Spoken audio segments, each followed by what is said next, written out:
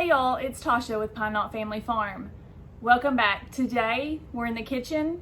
Y'all have been asking for some canning videos, and honestly I have just been going non-stop trying to preserve the harvest.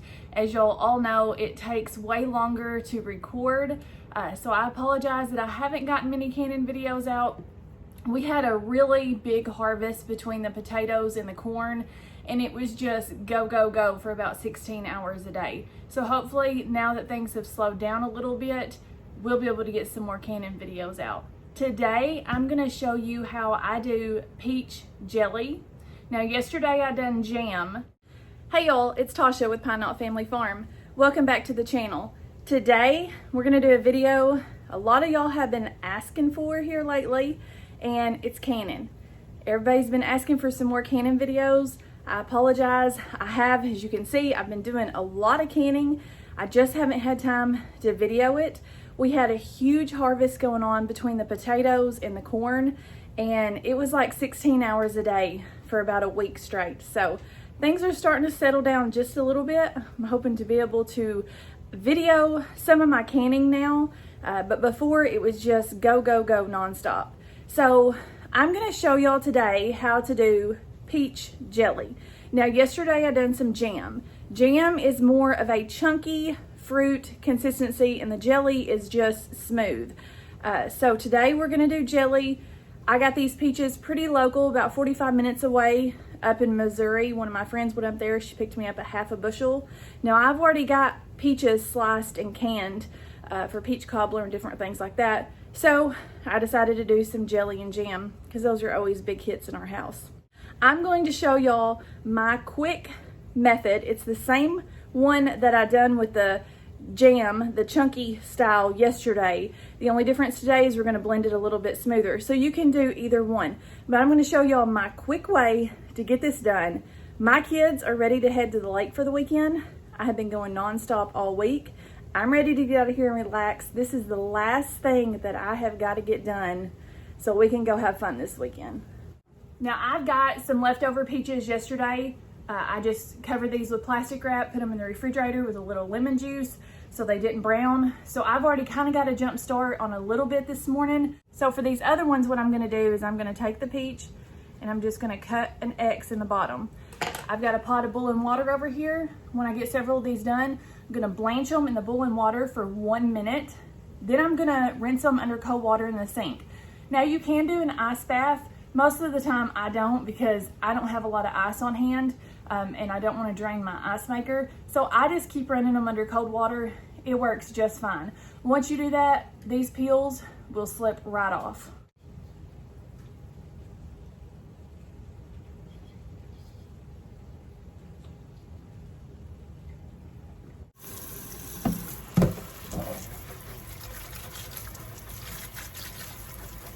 Got these cooled off to the touch. They're not hot at all, and the skins just peel right off. That's what you're looking for.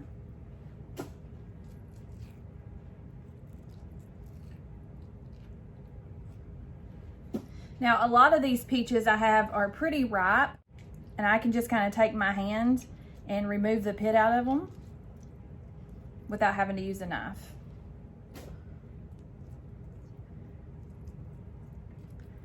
See how easy that skin just slips off of there. Now, if you do have any bad spots like that, you're gonna wanna just cut that area off.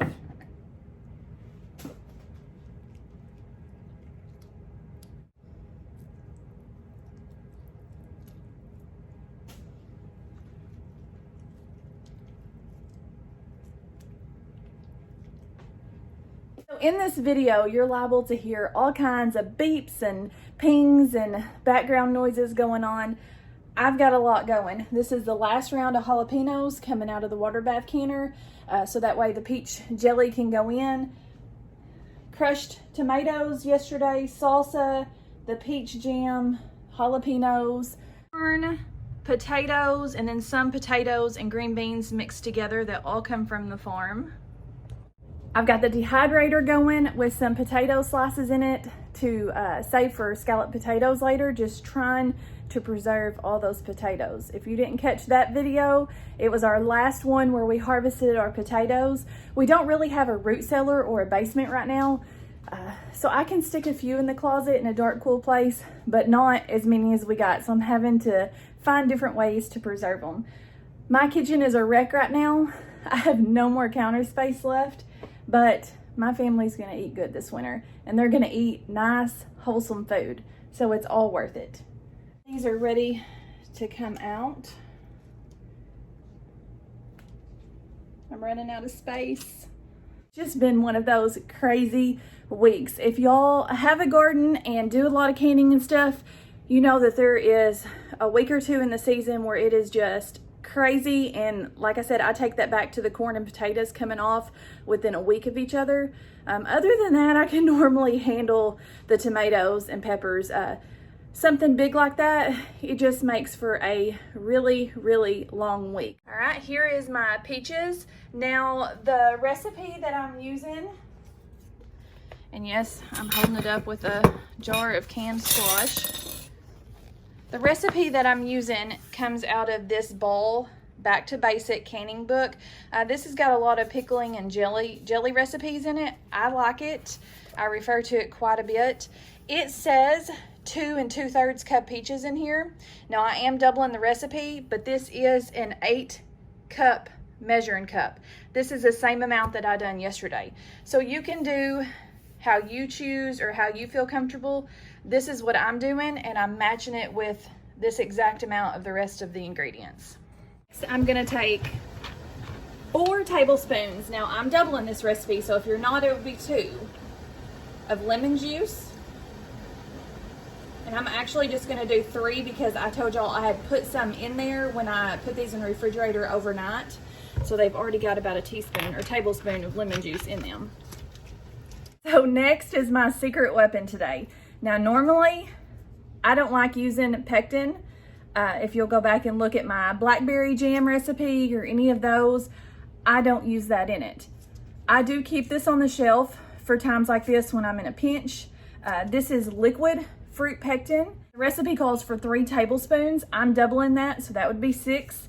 And yesterday that was equal to 1 whole pack of this when I measured it out. Blackberry jelly, I do just sugar and the fruits. I leave this out. The only difference is when you add this to it, it only takes 5 to 10 minutes to cook it down to get it thick enough. If you're using strictly the sugar, it's at least 45 minutes to an hour to get it cooked down to that consistency that you want. So, time saver, this is what we're doing. Now this is the liquid. They do make it in a powder as well. Turn the heat on medium. Give that a good stir. We're gonna bring this to a full rolling boil, and I'll show you what rolling boil means when we get there. Now what it means by a full rolling boil that cannot be stirred down is when you go to stir this, it keeps boiling. You don't disturb the boiling process while you're stirring it. It doesn't stop and have to build up heat again. It still keeps going. All right, next I'm gonna turn the heat down on low for just a minute. We're gonna add our sugar. Now don't lose me here because this is a lot of sugar. 3 1/3 cups, which I'm doubling it.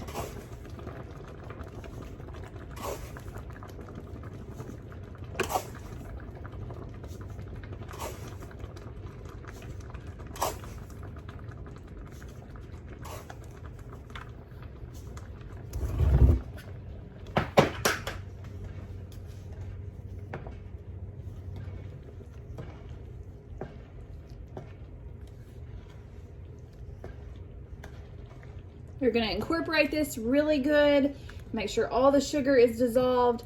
Then you're gonna turn it back on and you're gonna let it come back to a full boil, and you're gonna boil it really hard for about 1 minute. That's what the book says. Now I go just a little bit longer than that. At this point, if I was wanting to leave it chunky, I would take my potato masher, which is what I did yesterday, and just kind of mash it up into chunks.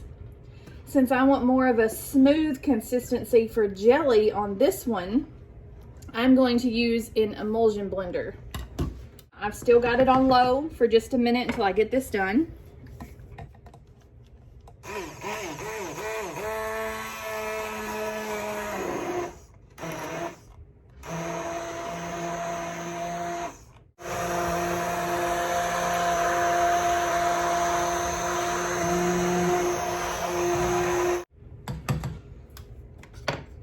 Now you still are going to have a few chunks in there, and as this softens up a little bit more, those will kind of break down. I'm going to turn the heat back up. It does come to a hard rolling boil for 1 minute. I'm going to let mine cook down just a little bit longer than that to make sure that it sets really well. At this point, you pretty much have to stay here and babysit it, stir in the bottom. I use this flat spoon so that way I can get it really good on the bottom. You don't want any bits to burn because it will ruin the whole batch of this, and you've put a lot of work into it so far, so just tough it out. Don't walk off and get a little chore done, which I have a big tendency to go do, start a load of clothes or do something like that, and I have ruined batches before. So just stay with it and it'll be worth it in the end.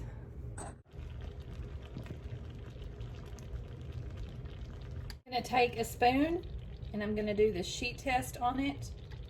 And you can see that doesn't just run off the spoon. It takes a while to drip off. So you know that it's gonna set at that point. See how thick it is? If it's just running off the spoon, it's not set, but that's holding very well. Okay, I just got my jelly off of the stove. I got my jars out of my water bath canner. I have actually set up a second water bath canner that I'm getting warmed up because this is going to be more than one process, and I told y'all I'm in a hurry. So we're gonna have 2 water bath canners going. First thing I'm gonna do, these jars they're not just hot, but they are very, very warm to the touch. They've been steamed, so they're sterile. You're gonna wanna take your finger and just ensure. Now I do this beforehand, but one could get cracked in the water bath canner or while you're shuffling it around. So I just double check it again, make sure that there's no cracks or nicks on them, and start filling.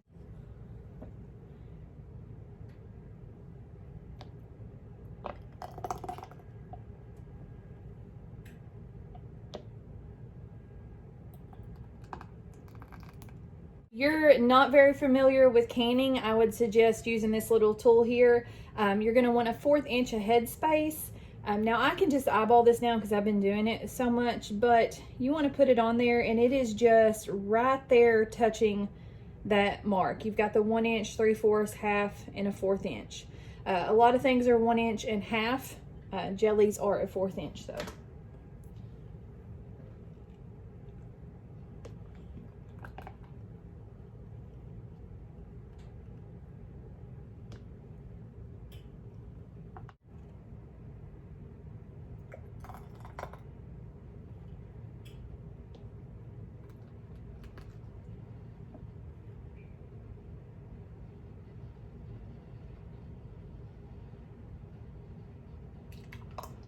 Next thing that you're going to want to do is use the other end of that tool.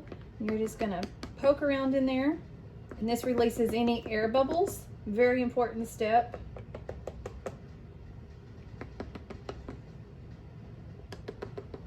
Our paper towel, and I'll probably do this twice because it is so sticky. We're going to wipe.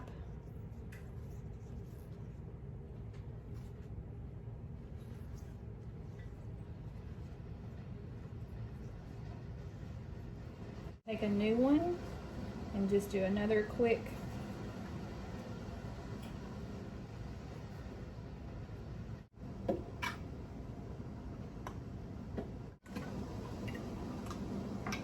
All right, screw your lids on finger tight.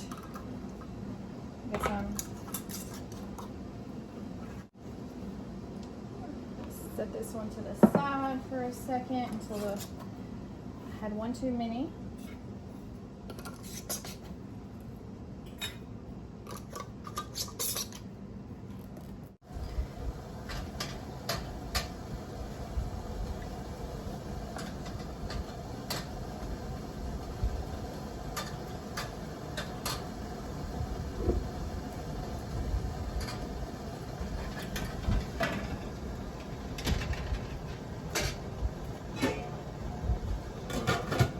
a phone call during that, so I don't know exactly where I left off at.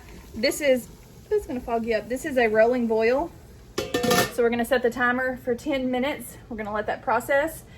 Once that's done, we're gonna lift that rack up, turn the heat off, let them set for about 5 minutes. And you wanna do that because if you strictly take them out of that boiling water and set them on your counter at room temperature, you're taking a chance on those glass jars breaking or cracking because the temperature fluctuations so fast. So when you raise them up off that steam, it kind of gives them just a few minutes to adjust and less chance of any kind of breakage or anything like that. And after all this hard work and this sticky mess, we definitely don't want that. So the timer went off.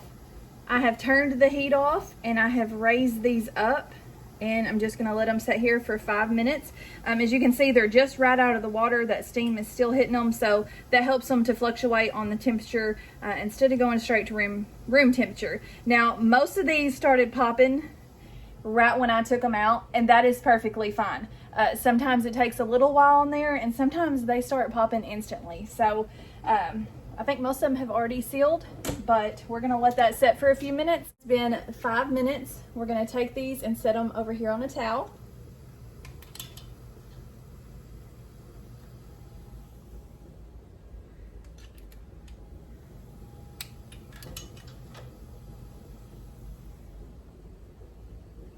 Sure, and leave a little space. You'll notice I've got space between all these. That way the heat can release from there and they can cool off.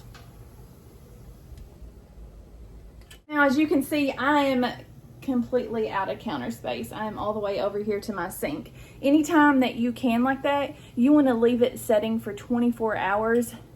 Once it's set for 24 hours, you can take the ring off, wash it in some soapy water, get any residue or stickiness that's still left on there, and then you can label it and put it in the pantry from there.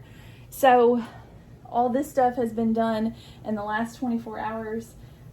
So I just gotta leave it setting here. So I'm just gonna wait for my last water bath canner to finish up. I hope y'all have enjoyed this video. Make sure that you do your research when you're canning. This is just the way I do it. This is not a professional way to do it, or I'm not giving you any strict information. This is just a guideline on how I can certain things for my family. You need to check with the Ball Canning book, the Ball website, or healthycanning.com. So make sure before you can that you do your research and follow the guidelines. I will leave a link to this book in the description below from the Amazon store. I'll also leave a link to different tools that I've used today. So if y'all are interested in any of that, they'll all be in the description below. I hope you've enjoyed this video today and hanging out with me. And until the next one, y'all have a great one. God bless.